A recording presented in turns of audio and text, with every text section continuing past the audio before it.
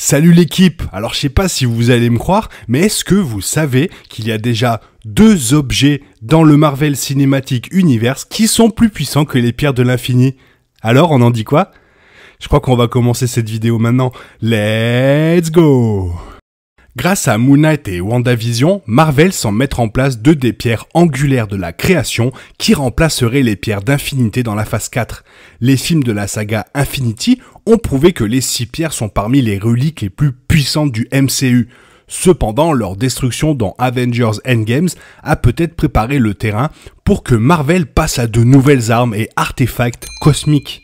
Alors, compte tenu de l'ampleur de l'univers Marvel, il n'est pas surprenant que son monde regorge d'objets magiques d'une immense puissance, comme les pierres de l'infini elles-mêmes. Bon nombre de ces armes pourraient servir de moteur à certaines aventures majeures du MCU, les méchants cherchant à utiliser leurs capacités pour atteindre leurs objectifs. Et en quelques années seulement, Marvel a déjà trouvé quelques armes pour remplir ses rôles. WandaVision a présenté le Darkhold, le livre de sorts le plus recherché de Marvel Comics. Jusqu'à présent, il n'est pas clair si l'un des nouveaux ajouts de Marvel peut rivaliser avec la puissance du gant de l'infini, qui peut effacer la moitié de l'univers, et pire. Cela étant dit, la direction que prend Marvel avec Moon Knight et WandaVision laisse entendre qu'on est sur le point d'avoir des remplaçants appropriés pour les 6 pierres. Voici pourquoi Marvel semble jeter les bases des pierres angulaires de la création, ce qu'elles sont et comment 2 d'entre elles ont déjà été mises en place. Alors, je vous ai pas menti, hein? Alors, quelles sont les pierres angulaires de la création chez Marvel? Les pierres angulaires de la création, c'est un concept qui trouve son origine dans les pages de Conan le Barbare. Un titre qui a jeté les bases de plusieurs personnages et idées cruciaux pour l'univers Marvel. Conan the Barbare numéro 128 a vu son anti-héros s'impliquer dans la recherche de 4 reliques anciennes, connues sous le nom de pierres angulaires de la création. Il y a des milliers d'années, chaque pierre angulaire a été forgée par un dieu aîné. Les dieux anciens sont une race d'êtres surnaturels incroyablement puissants qui sont bien plus dangereux que n'importe quelle autre divinité de l'univers Marvel. 4 dieux anciens, Seth, Gaïa, Oshtur, Chthon, ont créé individuellement leur propre pierre angulaire. Alors Seth a créé la couronne de serpent, un artefact qui permet aux porteurs de contrôler l'esprit des autres. La pierre angulaire de Gaïa est la rose d'ébène, qui possède une foule de capacités mystiques. Chthon a écrit le Darkhold, qui regorge de sorts puissants mêlés de magie noire, dont un qui a conduit à l'émergence de loups-garous dans l'univers Marvel. La dernière pierre angulaire est attribuée à Oshtur, qui a construit l'épée d'os, une lame puissante qui était autrefois gardée par l'homologue...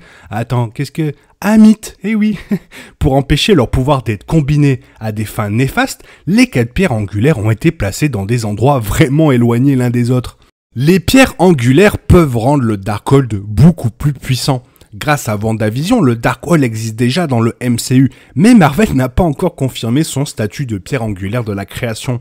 Une opportunité de le faire pourrait se présenter dans Doctor Strange in the Multiverse of Madness, qui devrait avoir des utilisations encore plus importantes du livre de sorts mystiques. Et d'après la fin de WandaVision, il semble probable que le Darkhold partage le même créateur que la version Marvel Comics. Ce qui a été dit jusqu'à présent sur la nature des pouvoirs de Scarlet Witch est conforme aux bandes dessinées, où Wanda s'est révélée être un pion de Chthon qui contrôle le chaos magique. Dans ce cas, il serait parfaitement logique que Marvel lie également Chthon au Darkhold, quoi. Logique, hein. Si c'est le cas, le Darkhold peut avoir son origine comme pierre angulaire de la création. Faire du Darkhold une pierre angulaire peut rendre le livre énormément plus puissant. À ce stade, Marvel n'a pas vraiment peint un tableau clair des capacités du livre de sorts. Dans les bandes dessinées, c'est l'un des objets les plus redoutés sur Terre, car il a le potentiel de déclencher Chthon et de déclencher toutes sortes de catastrophes. Après tout, c'est l'une des pierres angulaires, caractérisées comme des objets fabriqués à partir des 4 forces de l'énergie cosmique qui ont donné naissance à l'univers lui-même. En connectant le Darkhold à un groupe d'objets avec un héritage aussi impressionnant, Marvel peut souligner à quel point le Darkhold est vraiment puissant dans le MCU. Maintenant, comment Moon Knight a mis en place la deuxième pierre angulaire de la création? Si le Darkhold du MCU est une pierre angulaire, les bases d'une seconde ont été posées dans l'épisode 4 de Moon Knight. L'épisode a présenté les versions MCU des prêtres Eka, qui se sont révélés être des sorcier zombifié chargé de protéger la tombe d'Alexandre le Grand. La mention de Eka dans Moon Knight soulève la possibilité que Marvel présente finalement Eka-Nut, un ancien nécromancien égyptien lié à l'Épédos. Dans une série d'anthologies de bande dessinée des années 2000 intitulée Mystic Arcana, il a forcé le héros X-Men Magic à l'aider à récupérer l'Épédos. En fait, l'âme a motivé la plupart des activités de Eka-Nut dans la chronologie de Marvel. Il a été révélé qu'il avait passé 500 ans de sa vie à la chercher. Alors, quelle est la puissance des pierres angulaires de la création par rapport aux pierres de l'infini ?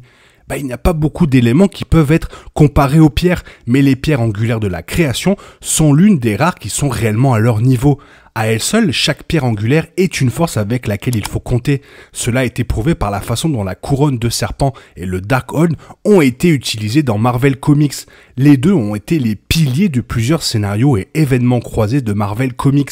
Lorsqu'une d'entre elles est impliquée, il faut généralement de grosses équipes de super-héros pour régler les problèmes qu'ils causent.